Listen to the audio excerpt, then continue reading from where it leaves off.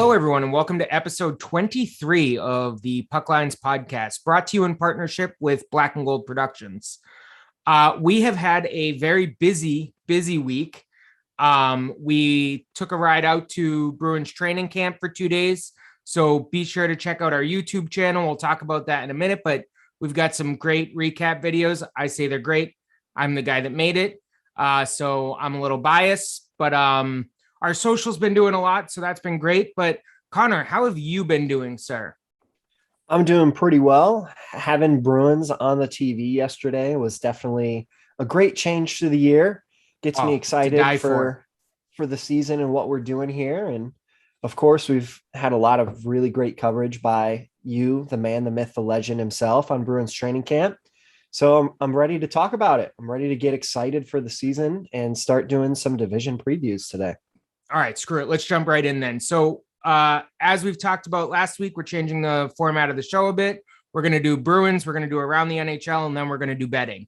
So, if you only like one of those things, you're a weirdo. So, listen to all three. But there's certainly sections for you to find here. So, let's start with our beloved Boston Bruins. So, training camp opened up. I'm going to give a few highlight topics, and then I'll hand it over to you, Connor, because I think you've got some questions for me. So, big highlights for me. It was open to the public and it was quiet as hell. So, if you're listening to this and you're in the Boston area, please go over there. Give the boys a showing. It's been a long time since they've been able to have, asses in the seats. So, let them enjoy that. Let them hear from you. I know that, they can't do autographs. They can't do things like that. Really stay away from them. It's kind of the takeaway you get from it. But I know the guys were, skating up to the glass, doing selfies with their, with people sitting down in the front row. So like, hey, they're out there having a good time. And I think that was my biggest takeaway from this training camp. The guys look like they're having a good time. They're strong. They came in skating fast already. Obviously, I went to some of the first days of camp, which are usually a little, I don't know what word to use, but players aren't always ready to get going. I think the captain's practices held beforehand helped, but everybody kind of looked like in that early season, eager to skate, eager to go. And I'd say that was probably my biggest takeaway. Fresh out of hibernation. So Bear jokes. LOL. My first question for you really starts with the heart of the team. The Bruins top line, Marchand, Bergeron, Pastrnak. And how could you see Froden mixed into that grouping here? Because I know that he was involved. Yeah, so day one, Pastrnak was in a whole different color jersey even. So like day one, there was never any intentions to put those guys together, which frankly, I thought was a shocking but welcome sight from Bruce Cassidy to kind of say, listen, I mean, and don't get me wrong, they're going to head there because day two, those guys were back together. It was your classic line combination of 63, 37, 88, and it's going to be what it's going to be to open the season. But seeing Froden get that look was interesting. I think he fit in really well. I think was mostly, I'm trying to think how to phrase this because I don't want it to sound disrespectful to him, right? But he looked super skilled. You have to wonder if part of that is playing with guys like Marchand and Bergeron, right? Like how much did they elevate his game? But in terms of the skating, the puck possession and battles, things like that, I mean, Froden held his own. And I think it was impressive to me. I honestly, and this is a bit of a hot take alert, but I could see him before the end of the year getting a game or two in the big leagues if he really continues to push with the pace he has in camp and proves to them that there's something there they want to see. Okay. So when you say that he looked like a cut above the rest, like he looked like he fit, is that comparing him to Bergeron and Marchand or comparing him to how he looked versus the other prospects? So I think it's comparing him to how he looked with the other prospects. Again, I think Marchand and Bergeron elevate anybody's game, right? We saw that with Bjork before. Yeah. Yeah. I mean, honestly, sometimes I feel like you could put the beautiful proverbial bag of pucks next to the two of them and they'd create space, and they'd make that bag of pucks look really strong, really good. Like I think you'd say some of the same things, but honestly, the biggest thing for me was that Froden seemed engaged. He seemed to be taking the opportunity. He had that gumption to go out there and really push the pace and keep up with those guys. Honestly, he was one of the better looking prospects in all aspects of it, even in just like the way he carried himself. Okay. So one of the things about Froden that I do know, he's not your typical prospect where he'd be somewhere from 18 to 24 years old. He's 27 and he's played in the elite leagues over in Europe. So maybe that has something to do with it. I'm not sure. He's definitely older, more physically mature than some of the other players. Some of the things that I've heard about him is a parallel to Par Lindholm when he played with the Bruins. So I'm really curious to see what that is. But I also saw the Bruce Cassidy press conference where he said that he was pretty happy with his play and his offensive output. So with Bruce Cassidy saying that, you've got to think that he's probably going to be one of the players that gets a crack once injuries, start to involve themselves in the season. But moving on from that, the second topic that's going to be the biggest part of this season, if you will, is Charlie McAvoy on the top defensive pairing. Yep. They signed Forbert in this offseason, and all talks have been that they're going to give him the opportunity to play with McAvoy first. We saw Matt Grzelcyk play there last year. Yep. Do you see Forbert fitting there? And if not, aside from Grzelcyk, who else could potentially play in that role?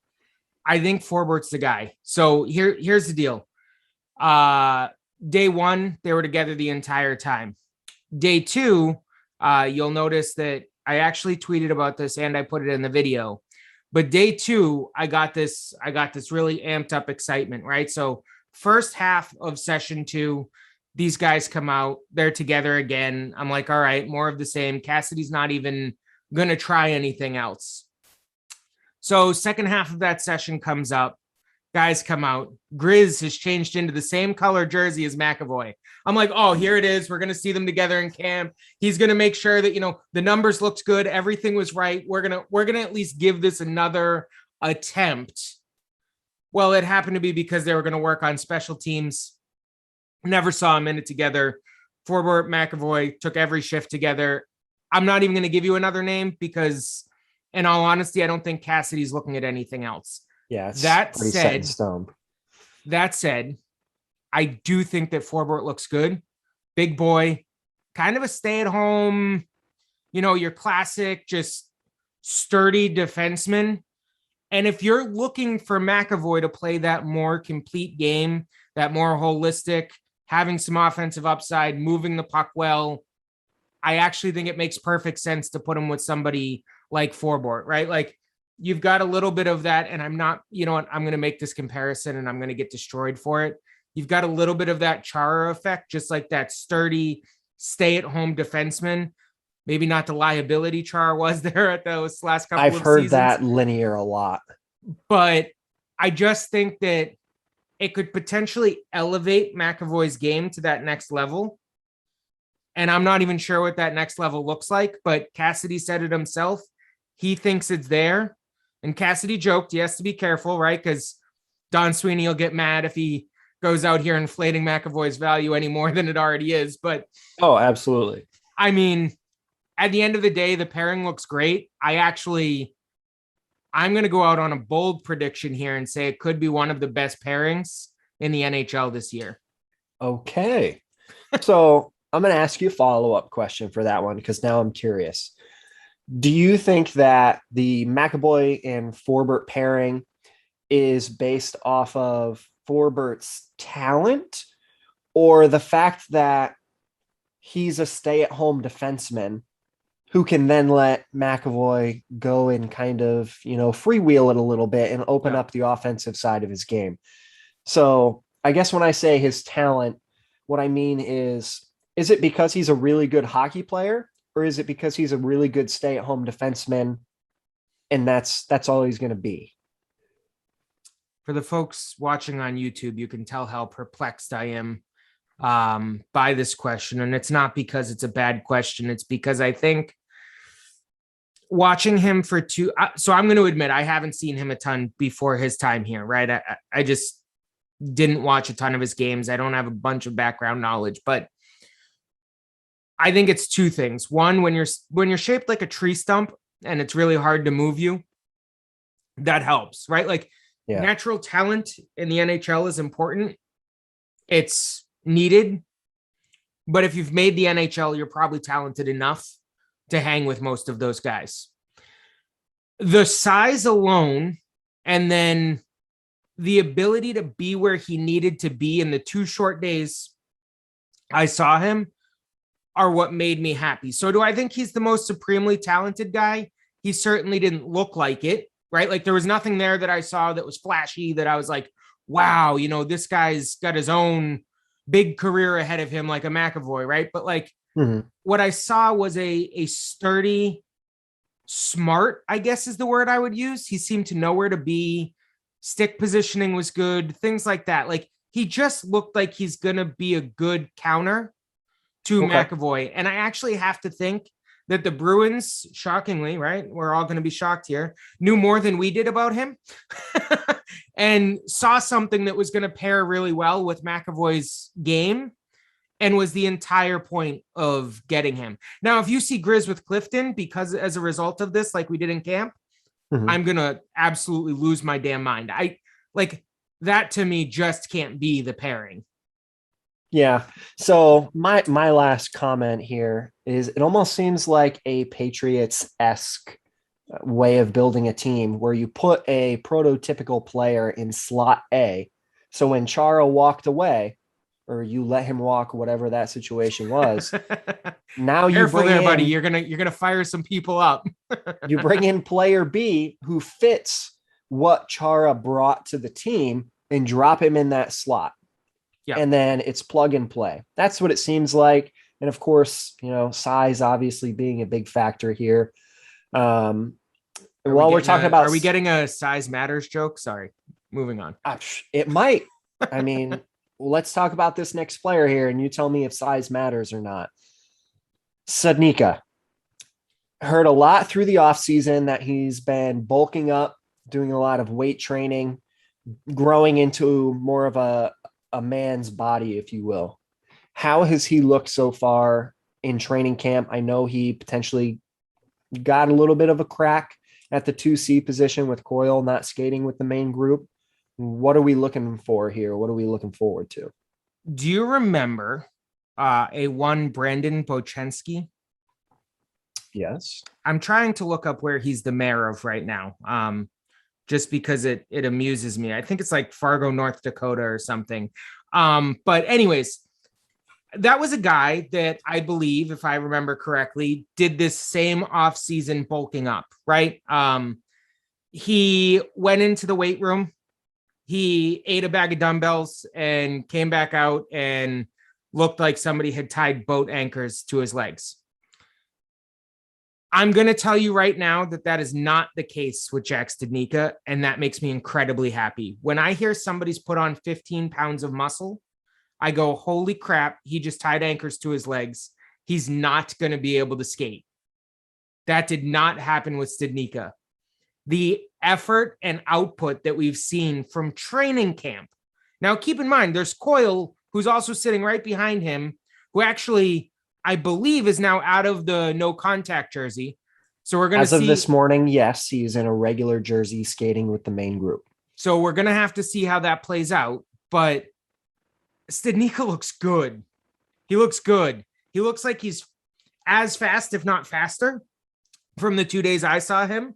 And I mean, we should have just named this segment the overreaction portion of the podcast. But we love preseason takes. They're always ridiculous and lovely. So we can pancake this later on. Yeah, he looked good. And that was very, very exciting for me. I had the opportunity, I'm sure folks saw this on Twitter, to sit with one Mr. Jack Edwards for about an hour and 15 minutes one day at camp. And we talked a little bit about Studnicka and kind of what his thoughts were.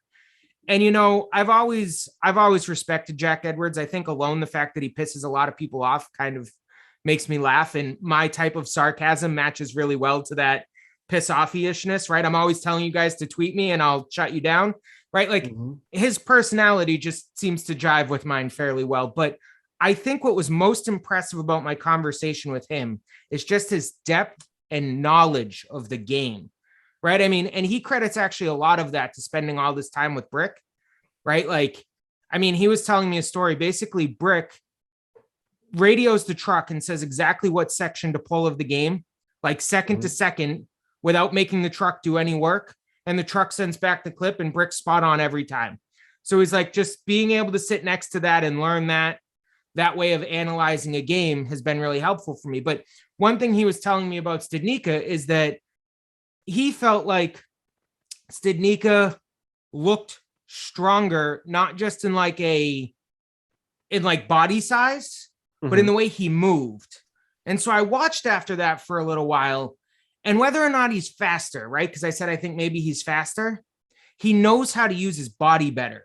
And so I don't know who power, if you will. Yeah. Like, I don't know who he trained with this offseason, but I don't think it was just a strength person. Like, I'm guessing he put some work into his skating as well. And I have no knowledge of that. I've got no, inside track on that, but I'm guessing this wasn't just go and eat the dumbbell in the weight room and come back out 15 pounds heavier. Interesting. So staying on the topic of speed, Fabian Lysell, one of the top picks of the draft this year for the Bruins, lighting everybody on fire with people assuming he's going to be the next David Pastrnak. Okay, have you to say here about Mr. Lysell? I have to say first, stop comparing him to Pastrnak, because I just don't think the raw talent is equal. That said, I think there are going to be a bunch of teams that look pretty stupid for passing him up. And listen, for all you 2015 lovers, right? Like, here we go. Right? Like, you're going to make this comparison and I'm going to slap you. So I'm not even going to do it on the show. But the bottom line is, it looks like teams are going to go, crap, how'd we miss this guy? So I actually posted a video on Twitter that I think lots of people have seen at this point, because it seemed to go pretty wide for some reason, even though I thought it was pretty crappy camera work. But fast, like, not just fast like north and south, fast east to west, fast on the crossover to like make those turns, like just fast. And then the aggressiveness attacking the net just looked great. Just looked great. And I know we're probably, this is maybe a natural transition to Bruins preseason. But watching that game last night, game one of the preseason, Bruins won it in a shootout. They were going to do a shootout either way, so that was kind of awkward. But I think just his ability to skate and get to the net and be where he needs to be is going to be a huge upside for this player. Now, I do think it's going to take him a little bit to find the North American style of play. For one reason and one reason only. There's just less ice. Yeah. I mean, for the people who don't understand this, in the European leagues, the sheet of ice that they play on is actually much, much larger. So when you come over to North America, you got less real estate to maneuver through the bodies. So I've watched footage of him playing in the Elite League, and he would just completely go east and west and then blow by you north-south. And he would fly by and be able to get a scoring chance. That is not going to happen as much in North American hockey. No. So we also saw that he is going to be assigned to the WHL for the Vancouver Giants, same team that Milan Lucic played for. So it sounds like he's going to get, a good chance there to accumulate to the ice, and then potentially move on to the AHL once the Vancouver Giants season is over. But yes, this is the perfect time to move from training camp to the preseason game. Now, coming into the year, a lot of the talk about the Bruins and trades and prospects is Jake DeBrusk. Had an awful season last year. Everybody knew it. He's been in trade talk from last season all the way up until now. Training camp started off rough from the looks of it. He didn't look like he was there and ready for it. But last night, he had one hell of a game. What did you see, Andrew? Yeah, so I mean, I guess let me again kind of take it back to training camp, right? I think I'm one of the two folks that have been pretty vocal on Twitter about DeBrusque during training camp. And here's the thing, it looked like an effort issue to me, constantly a step or two behind, right? Like there's nothing that drives me more crazy than being a step or two behind, because that means you're not even bad. It just means you're lazy. And the thing is, I'm starting to, and I alluded to this the other day, but I'm starting to feel like it was a timing issue. And I'm actually thinking that, or I'm hoping, I guess, because I'm a Bruins fan and I want DeBrusque to be successful. But I'm hoping that step or two was just a timing issue he worked out in that first game, because he end capped that game last night, scored the first goal, scored the winner and the shootout. So like he looked good last night. He looked fast. He was cutting into areas he's supposed to be. He was getting to the front of the net. Like he was doing the things a successful Jake DeBrusque does, and he was doing them well. Now, again, sample size is one preseason game. Absolutely. So am I going to forgive him for, I'm going to be even meaner here and say multiple bad years, right? Like I just don't think he's been great since that, what was it, 2018 playoffs? I think so. That was the year That's when he got started it off. Yeah. Right. I think he got wrecked in like the 2018 playoffs and just to me hasn't seemed the same since then. But anyway, he's really been on a downhill trajectory since that awesome Maple Leaf series. Yes. Yeah. I think he scored like 2 or 3 goals in that series, had a couple of assists, but they were all like major goals in that series. And it seems like that rode him to the top of everybody's fan favoritism. And now he hasn't been able to meet those expectations. Well, and I mean, I jokingly tweeted this last night, but like if he has a 25 goal season, say 25 to 30 goals this season, nobody's going to remember the last 2 years. Nope, they won't care. Right? You're gonna end up cutting him probably still a little bit smaller because of just the salary cap situation, but you're gonna end up cutting him a similar contract again if he has a year like that. And that actually terrifies me a little bit. Like I'd like to see his trade value go up and see the Bruins still move on. Yeah, I mean, I would agree. So we actually have a tweet on the Twitter account with Jake DeBrusque on it. To hope that Jake DeBrusque is not successful because you are sick and tired of him or you don't like him anymore or whatever, you want to trade him and be done for him, is like purposely stubbing your toe on the coffee table. Why would you want him to have a bad year, even if you want to get rid of him? Because if he can go and score 25 goals this year, which is within his realm of possibility, your team is going to be more successful and his trade value is going to rocket. Yeah. I mean, honestly, like, and again, if he plays like he did in a preseason game last night, and he does that against NHL talent on a third line, that third line could be, and I mean, again, right, I'm not like, this is just the episode of overreactions. We might name it that, episodes of overreactions.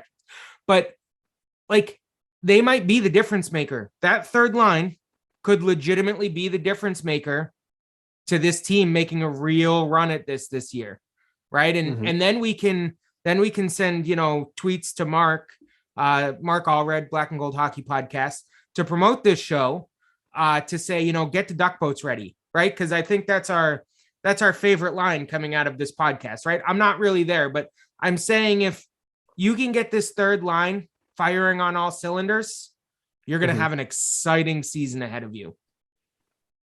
I would agree to that. It's been something that they've been missing.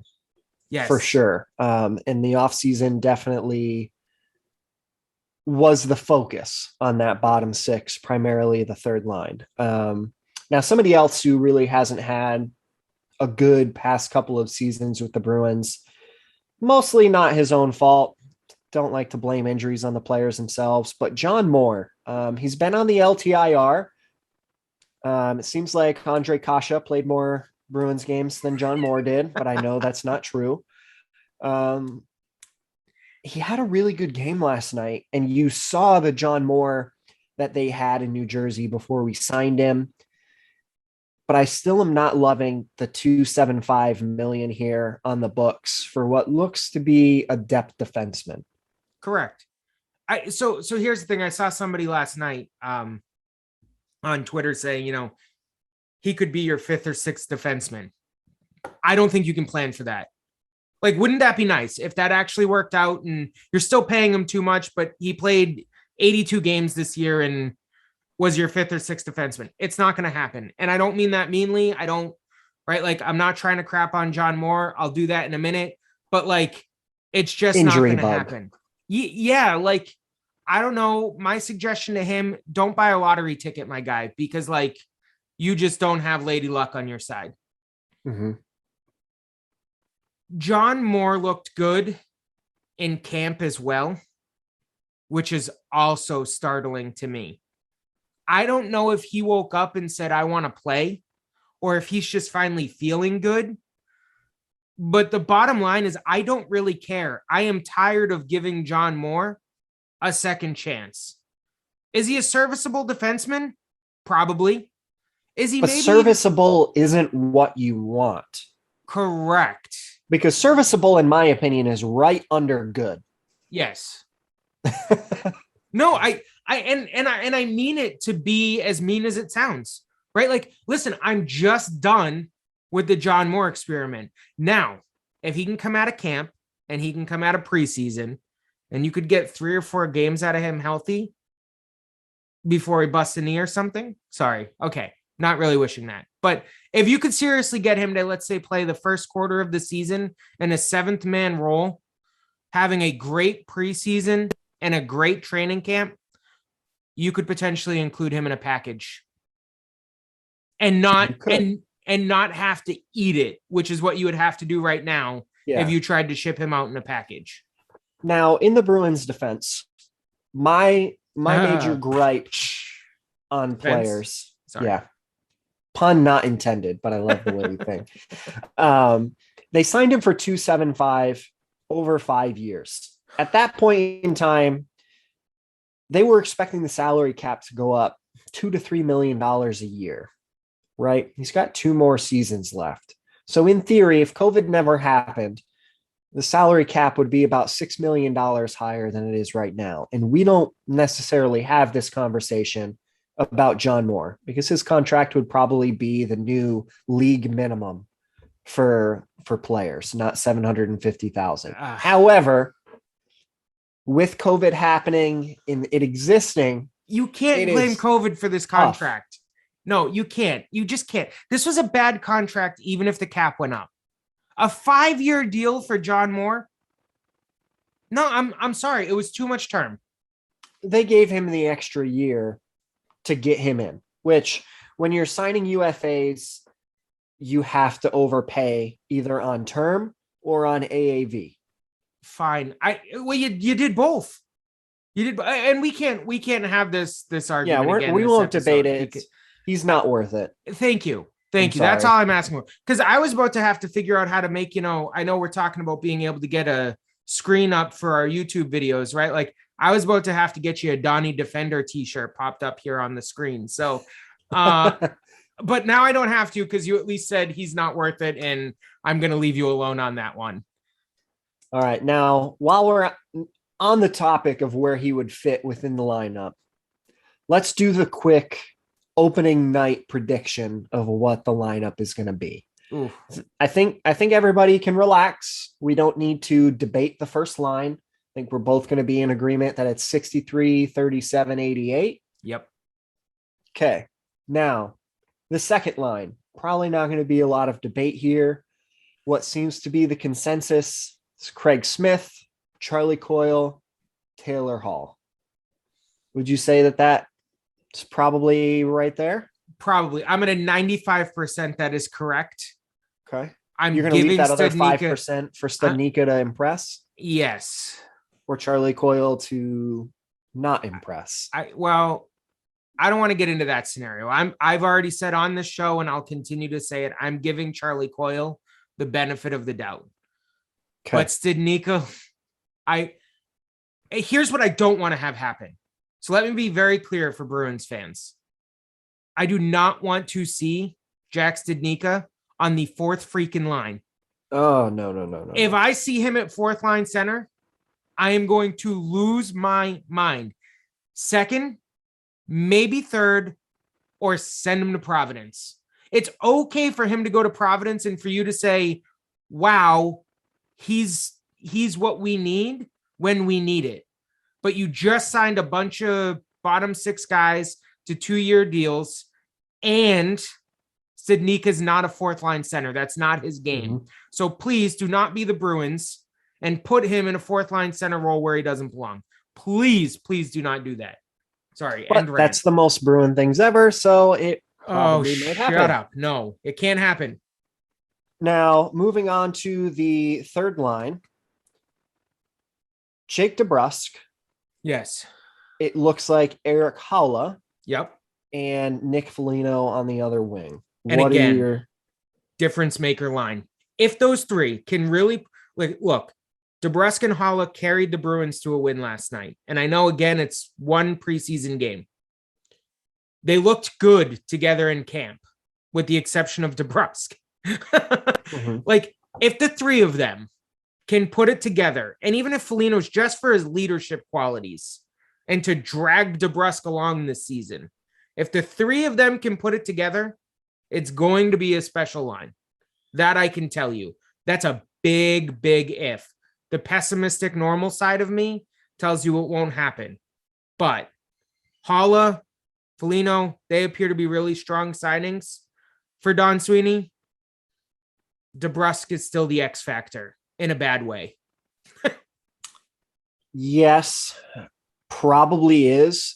But I also think Eric Haula has a lot more to give offensively than what a lot of people are realizing right now. Fine. Yeah, I could agree with that. So the fourth line, I am going with Frederick, Lazar, and Nosek. And mind you, I'm throwing all three of those names on the table, not giving them a position on that line because they all three can play center. Right. That's probably... Or do you think Chris Wagner has a chance to get in there? So I think Wagner is the potential to knock somebody out. So here's the deal. Wagner's the fourth guy on that possible spot there, right? Mm-hmm. In terms of available playing spots. To me, the problem is this. Wagner either needs to play or he needs to get sent to Providence to bury some of the cap.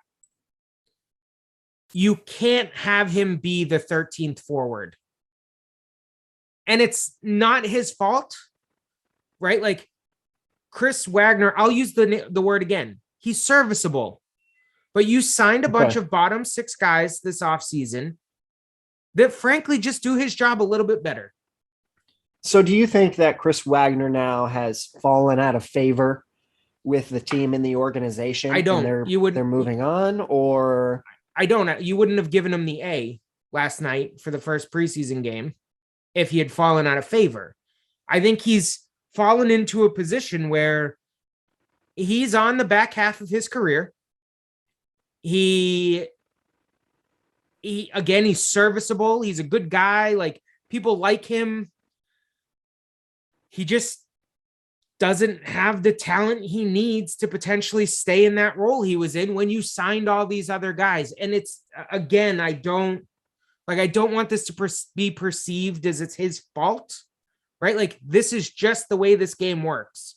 You know, the thing to remember is while this is a game, it's also a business. I think the Bruins have seen the business side of this and have realized to put together a winning team, Chris Wagner might not be the guy. That's all it is. And the downside there is he's still signed for another season past this season as well. So you almost wish they could trade him for something so we got playing time. Like, the last thing I want to see is Chris Wagner go to Providence. But what I'm fearing is they make him the 13th man, and you've got that cap hit for no reason. Excuse me, Kevin Adams. We'll give you Chris Wagner for one Jack Eichel, 1-for-1. I'm just kidding. I don't know if Kevin Adams doesn't do something soon. It might be the only option he has. So we'll save that talk for the Sorry. around the NHL. But let's transition over to the defensemen. Sounds like we're both on par with Forbert and McAvoy being your top pairing. That's it. I'm putting my money where my mouth is. 100% certain that's it. I, on the second pairing, have Brandon Carlo and Mike Riley. I think it's possible. I know that they've played a little bit of time there through some practices and training camp, but I also know that that is a safety spot for Bruce Cassidy when it comes to Matt Grzelcyk. But he's not. But I can't be 100% on this because there's a lot to pay attention to at training camp. I don't think I saw Carlo and Grzelcyk together, did I? I don't think they were. Yeah. So like, I think it's going to be Carlo and Riley. And again, so let's assume that for a second. Let's talk about that third pairing then. Because now you've got a bunch of misfit toys with Matt Grzelcyk, who shouldn't be in the misfit toy category. So you could have Matt Grzelcyk with a mix of potentially Connor Clifton, who's the only one that could naturally play the right side. He's played there before. Then your other two options are John Moore and Jakub Zboril. No, I know. And hey, I think I said this during one of our off-season episodes. I'm not in love with whatever this third pairing's going to be. And I think they've done Grzelcyk a disservice. I do, but in a way, it seems like there's a trend with how the Bruins want to match their defensive pairings. They want a really big human being who will stay at home and let the other defenseman kind of freewheel a little bit. Yep. So you have Forbert, who lets McAvoy freewheel. Now you have Carlo, who can let Riley go and freewheel. Or vice versa. Like that, I really like that pair. Like honestly, Carlo and Riley. Yeah. Because Carlo is faster than a lot of people give him credit for. Exactly. And I think what he was when he started with the Bruins was a stay-at-home defenseman up until last year. So I'm kind of reserved on this. I want to see what happens this year. But last year he jumped up in the play a whole hell of a lot more than he ever did before. And you saw some of that offensive flair and it worked. You might not have seen it on the score sheet, right? But it worked. But I still am going to classify him as somebody who's going to defend that net because he is the best at that. I don't disagree, but here's my point. I would like to, and I don't know if this is even really a thing teams do.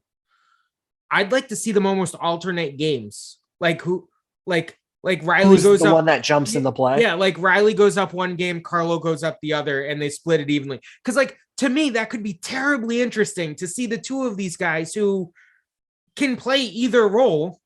Like, and I don't know how you realistically make that work, but I find that could be a very interesting pairing, or that pairing could really piss me off and it could end up being a really bad season for the two of them in Andrew's mind. But I like where their head is at in terms of as an organization, these two guys together. Okay. But I don't like Grzelcyk being on the third pairing. I don't. The way that I've kind of looked at it is maybe this is their way that they spread the wealth. Instead of loading all of their top talented defensemen in the top four, Grzelcyk has had some injury issues. Same with Brandon Carlo. Yeah. He's a little bit smaller of a player. You can bury him on the third pairing, bury him loosely, not in a negative way, but you can place him on the third pairing where he's going to get more favorable matchups. And he's probably not going to take the physical abuse that he is trying to play against some of the top players. Which is fair. So The concern to me in how the top pairs look compared to this is who's that big guy who's going to play with Grizzlick, because Moore, Clifton, and Zaboral are not the big, hold their own players per se. Connor Clifton will play tough and he'll Yep. fight if he needs to, but Connor Clifton also is going to get pushed out of the crease. He's a Right. small guy. Yep. So I've heard this name a lot. I think I've even heard you say it. What do you think the chances are that somebody like Brady Lyle makes the team out of camp and plays in a third pair role? I wish I have been beating the Brady Lyle drum, and I would like to see it. From what I've seen in camp so far, it seems unlikely.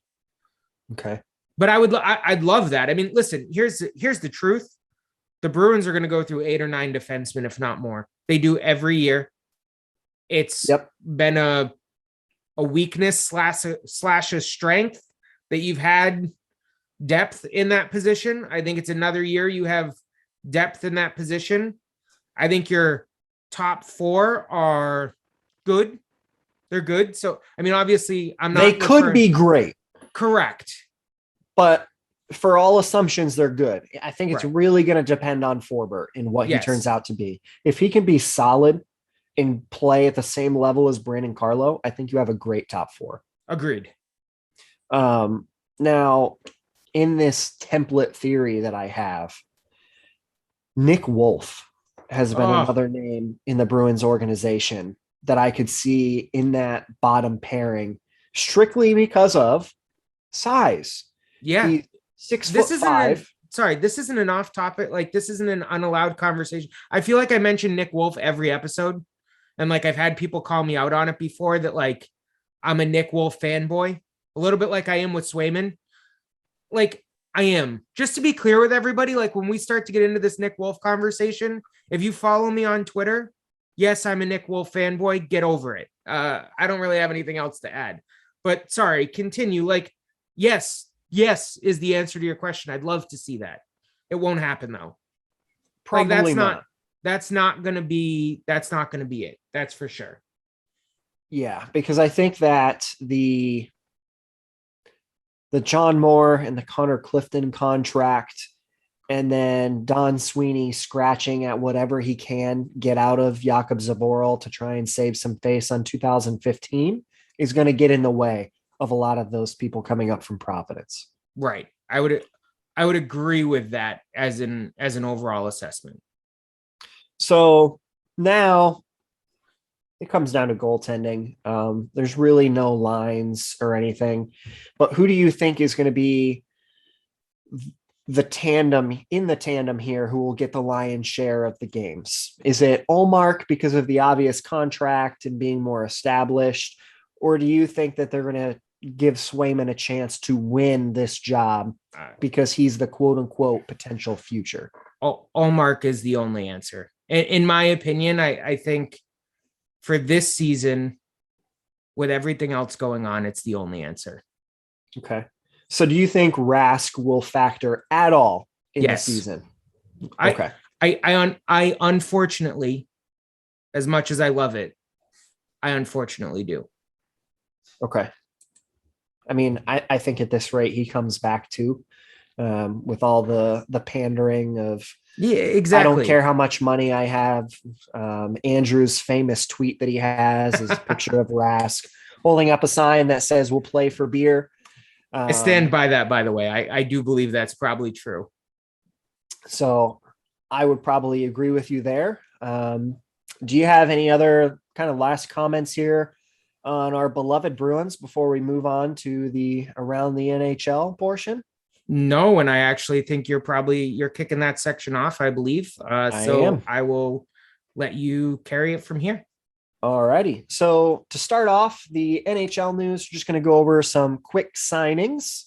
Elvis Merzlikins, the goalie in Columbus, signed a 5-year, $5.4 million AAV contract.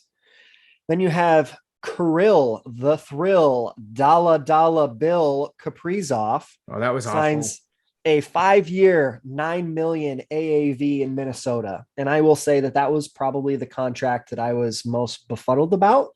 Don't realize why it took him so long to get there, but maybe we'll talk about Like, that. what was he asking for if it took that long to get there? But anyway, keep going. I don't know. Next from there is Robert Thomas signed a 2-year, $2.8 million AAV in St. Louis, depth player, bottom six. Then, of course, Rasmus Dahlin signs a 3-year, $6 million AAV. With the absolute useless, no good, nothing, does not have a franchise name, does not deserve one team that you can Google if you don't know where he plays. And I was going to just say in the dumpster fire, but that was way more colorful. Hopefully Jill, the Sabres bunny account, doesn't listen to that one. No, I hope she does, so that when she comes on to talk about the division, we can dive into that one a little bit further so I can continue to get my feelings out. I'm sure that that's going to be a very, very colorful one. Yes. Then the last one we have here is Sami Niku. He was a defenseman on the Winnipeg Jets. He was released by the Jets, and then he turned around and signed a 1-year league minimum $750,000 contract with Montreal. So outside of that, there's some other kind of trades and organizational signings here. We're going to start off in St. Louis. Ken Hitchcock, long-term coach who also coached with the Stars as well, is coming back as a coaching advisor. And then the most hated man in Boston, Peter Chiarelli, signs on in St. Louis as the VP of hockey ops. Sorry, hold on. You said most hated man in Boston. You missed a city.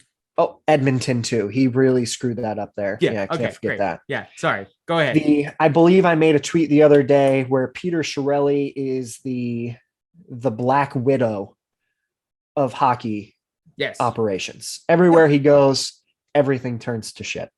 Yep. The more positive news, potentially for any of you St. Louis Blues fans, is nothing. You just got Peter Chiarelli. Good luck. True. Silver lining, my friend. Silver lining is you completed a trade with the Ottawa Senators, and you sent Zach Sanford, who is a left wing, signed at $2 million a season, to Ottawa in exchange for Logan Brown, who is a center, but he signed at $750,000, and they're both up for contract at the end of the year. I think that is maybe one of those rare trades where both teams could win on that deal. They could. Sanford is not a bad player. It's just their depth chart is looking to win now, and he is a help you win in the future player. But also at the same token, Logan Brown is a younger player, but I think being a center and being much, much cheaper was the point. I think this was kind of a cash dump for St. Louis. So obviously we'll see where that goes. This brings them under the cap crunch, so they don't have to worry about it. They've still got Oscar Sundqvist, who they can LTIR there. So moving on to some of the other news here. This next one's not going to be a very exciting topic. It's kind of a Debbie Downer, but very important. Have to talk about it. Evander Kane. He has now been cleared of his gambling allegations, whether he was gambling on the NHL and or his own team. And the same day that he was cleared with that, his soon-to-be ex-wife is now accusing him of some sexual assault. We're not going to go too far into it. These are accusations as of yet. We will let the investigations continue. On the NHL side of this, the players on the San Jose Sharks have requested that the team not let Evander Kane be part of their process. So the team has suspended him, and he was not invited to training camp. What are your thoughts on that, Andrew? I think it's what you've got to do. I mean, listen, Evander Kane has probably, and I'm going to say this with a heavy heart of this is somebody's life, but if some of these allegations are true, the proper outcome. I think he's probably played his last game in the NHL.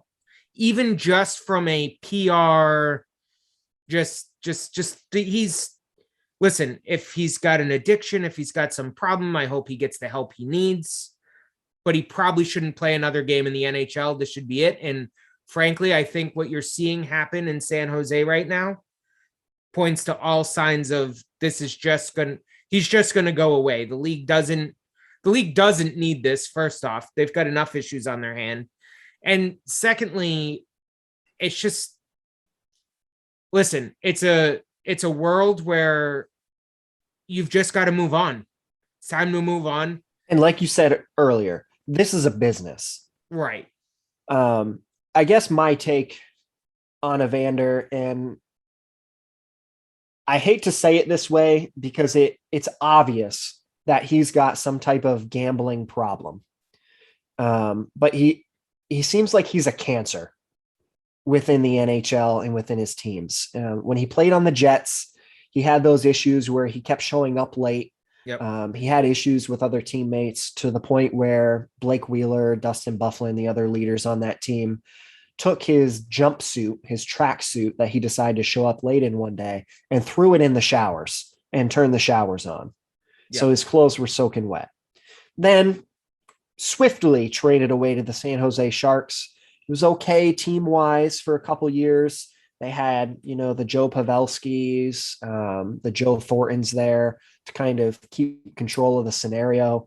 But then he had to file for bankruptcy because he owes so much money to a bunch of different casinos. And now they're seeing that he's getting loans from private entities for his gambling.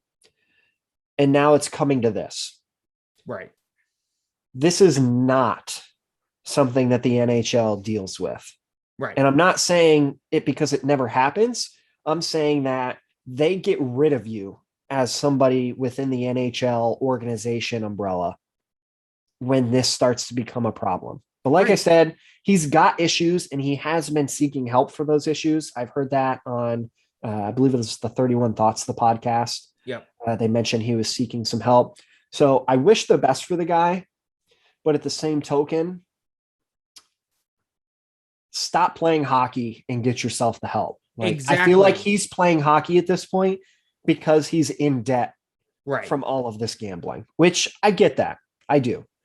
But stop the problem and fix it instead of putting a Band-Aid on it. Yeah. And I know, I want to quickly to wrap this up, call out the gambling topic specifically, right? As a gambling podcast, you've heard me say on this show many times, the simple phrase, don't gamble more than you can afford to lose. Right. And I think sadly, this is a view of somebody who gambled more than they could afford to lose. And this is where that heads. And it's a very serious issue, right? And it's something that it feels like if he could have just do what you said, right? Prioritize himself over the sport, right? And that's why at this point it feels inevitable that the NHL needs to force him to prioritize himself over the sport. And that's just where it is right now. And I encourage anybody and everybody who struggles with any form of addiction, right, to think that mentality. The first thing to tackle is that addiction and to get help. And I hope at this point in his life, he can do that. But as I said, I think he's played his last game in the league. Yeah, I would agree.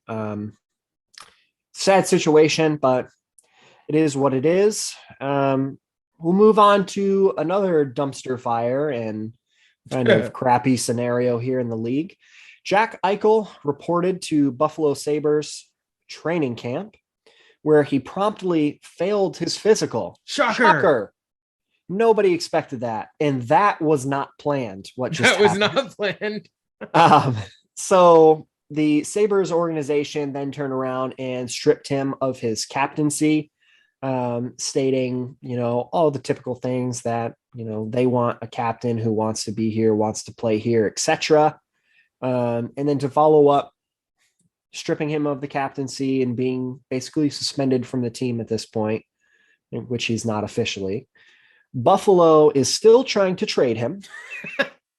And the word everywhere is that Kevin Adams is asking for a healthy Jack Eichel package, meaning that they are looking for 4 first-round equivalent assets. So whether that be 4 first-round picks, 2 first-round picks, and 2 A-level prospects, or a top player and a mix of what else. That's what they want for a healthy Jack Eichel. Jack Eichel can't pass a physical and still needs to have a surgery and then rehab before he can play. No team in the league is giving you a Jack Eichel healthy package for a broken Jack Eichel at this point. It sounds like there are some teams interested who will offer sort of that package, but it's going to be a lot of contingencies on those picks, etc. I would assume like games played and performance stipulations on those picks. But Andrew, I know you are a gigantic Buffalo Sabres fan. Tell me about how you feel about your boys. So I'm going to start again by saying that I am a big Jack Eichel fan. I am sorry that he made the decision he made to sign with that absolute dumpster heap of a franchise. Buffalo, you, the people of the city, are wonderful, but the Buffalo Sabres don't deserve to exist. There is nothing about them. There's nothing about their ownership. There's nothing about their management that saves them. There's nothing about the way they've handled this Eichel situation that tells me they should have an NHL team. So, welcome back to Quebec Nordiques. Okay, no, sorry, we're not going down that road again. Anyways, listen, here's the deal. Buffalo just rebrand, be the Buffalo Nordiques. Just do something to change. No, what they've got. No, that ownership does not get to keep an NHL team. It is time for the NHL ownership. Yes, it is time for the NHL to step in and say that ownership needs to sell that team. I don't even care if they say the Buffalo Sabres at this point. Like, something just needs to happen to change the dumpster fire of that franchise. What has happened with Jack Eichel is unacceptable. And I'm being very serious here. If you're watching on YouTube, you can tell how, like, I know you people usually think I'm being sarcastic because I usually am. Jazzed up. Right. I am very serious about this. The Buffalo Sabres are attempting to ruin the game of hockey. Ruin it. You are taking what could have been generational talent like Jack Eichel and destroying his career. Destroying it. We won't even ever know, in all likelihood, what he could have been because of the Buffalo Sabres. So, listen, you tell me you want to grow this game, you sign these new TV deals.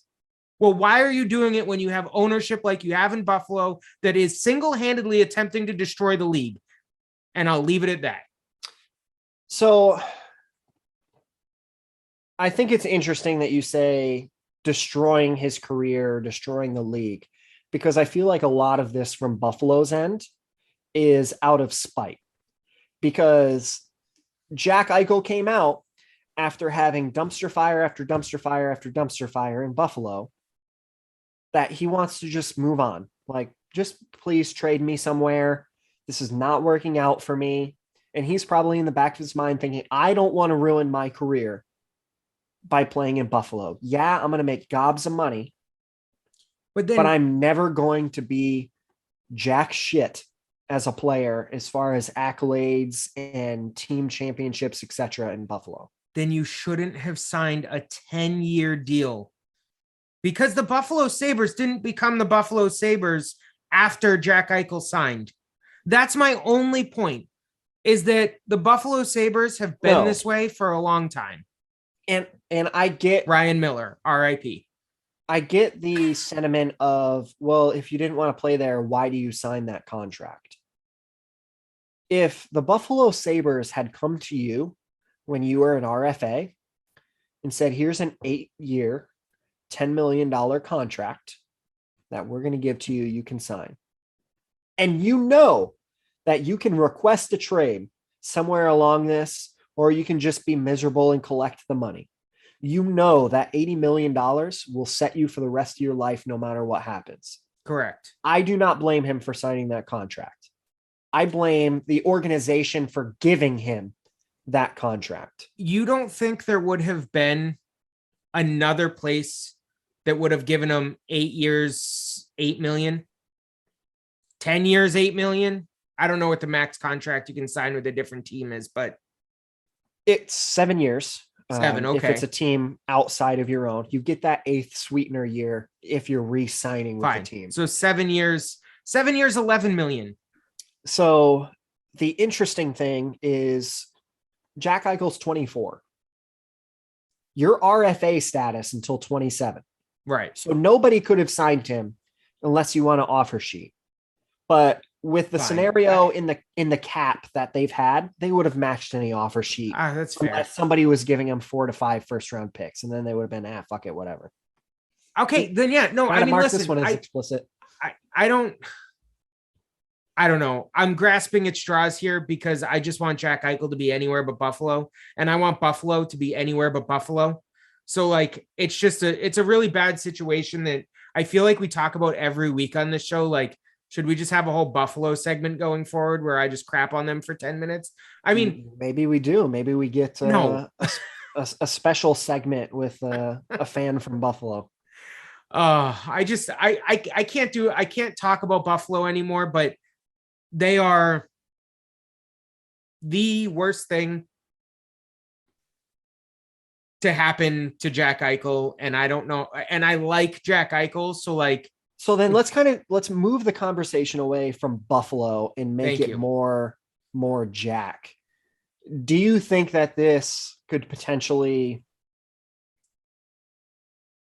ruin is a little too far, his career? Or is this just going to be a stumbling block where people say, it was, him and the organization just couldn't see eye to eye, move on?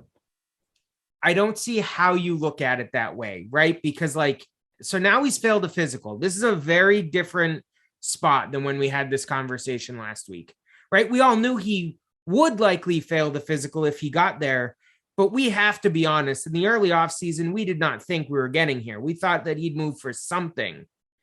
Like, Kevin Adams has single-handedly potentially destroyed his career over what? Pettiness? So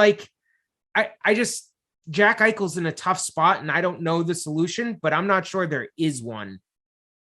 Yeah. So I think I'm gonna bookend this Buffalo conversation with Kevin Adams needs to pull his head out of his rectum and do what's right for the team and the organization moving forward. If you say the Buffalo Sabres or the Arizona Coyotes, almost every NHL fan right now is going to take the Arizona Coyotes. Absolutely. Why? Because they have a direction. They have a vision.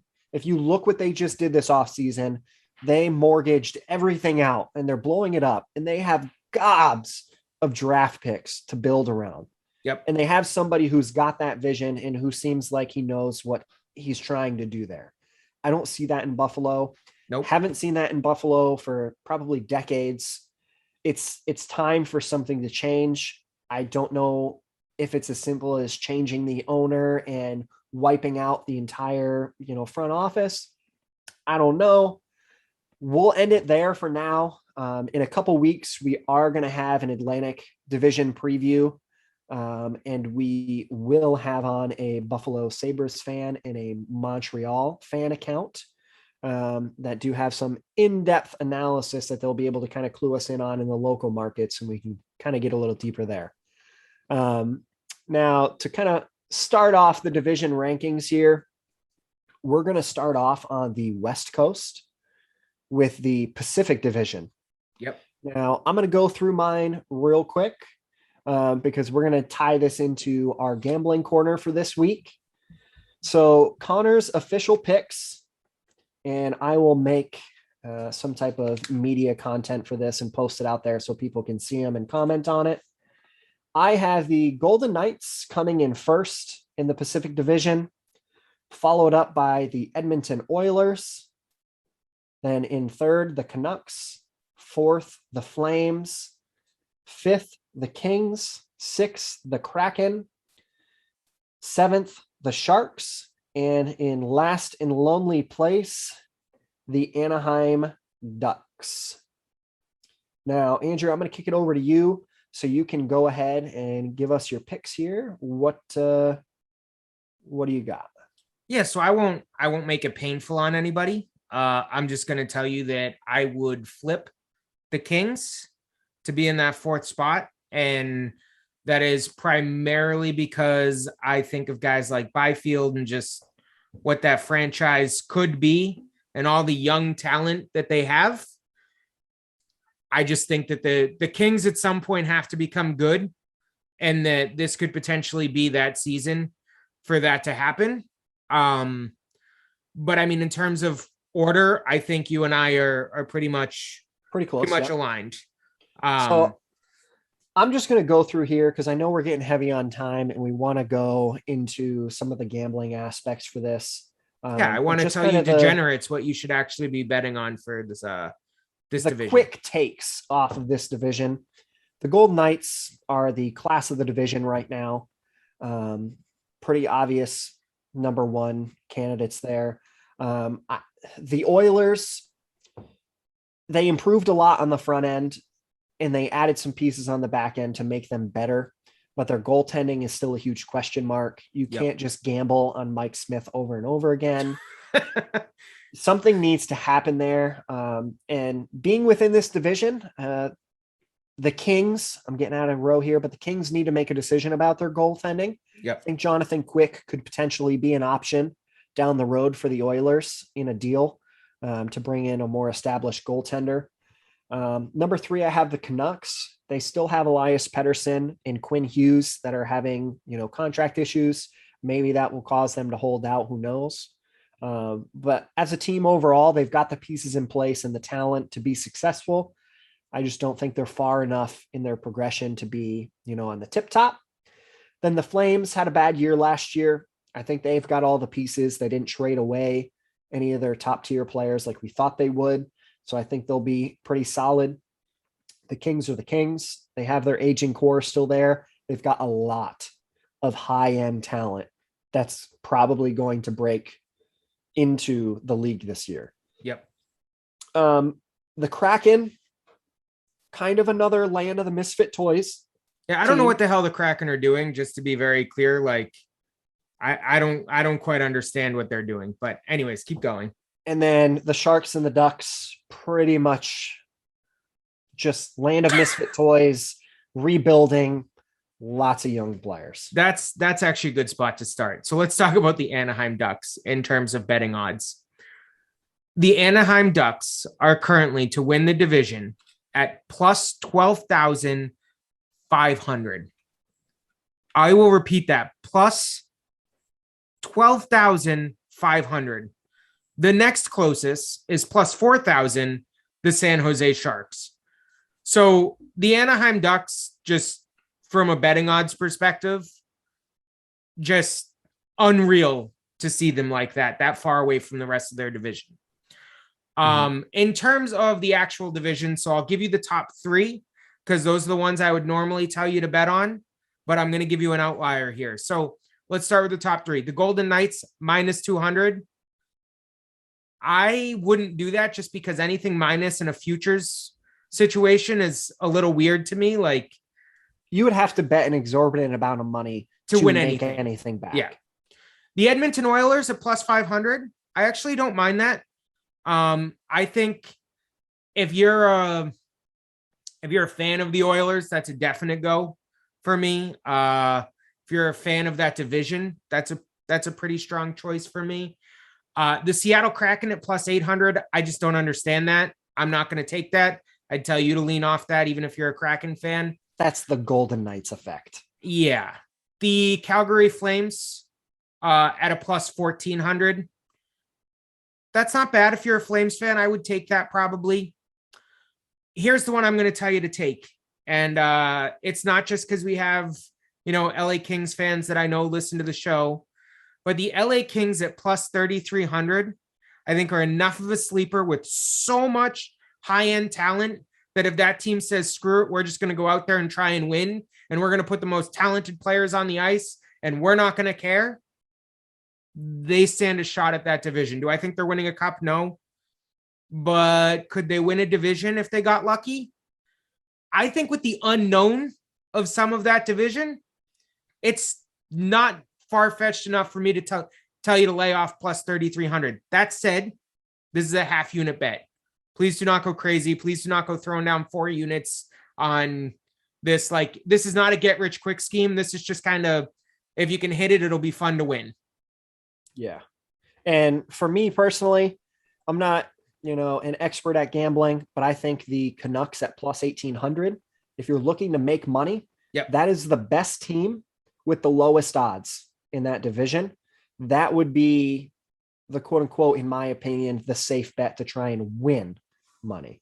Correct. Yeah, no, I mean, in terms of if you want to try and win money and not win the bet, right? Which any futures bet is really a game about more fun. Like, here's the deal. Bruins fans probably don't bet on that division. It really doesn't make a lot of sense for you to bet on that division in terms of futures. If you're one of the folks listening from outside this area, like I said, it's possible that one of these teams is fun enough for you to bet on. What I will tell you is if you're betting futures, you need to follow the team, or there was really no point in placing the bet. This is not a bet to win big, like I said. Now, if you hit one of these, let's say out of left field, the Anaheim Ducks somehow won the division. Yes, you're going to be rich. You're going to be rich, but like, let's not play stupid games, win stupid prizes, as the saying goes. But I think that's a healthy spot to end our gambling corner for today. I cannot wait until we actually have some weekly betting to do. But again, thank you everyone for listening. Thanks, Mark Allred and the Black and Gold production crew for supporting our show. Make sure to check out our merch shop on the blackandgoldhockey.com website. You can follow our daily action on Twitter at PucklinesPod. You can give me a follow at Andrew Taverno. You can find me at Connor Green 777. And don't forget to check out our new YouTube page. Got lots of cool things on there, and we will talk to you guys soon.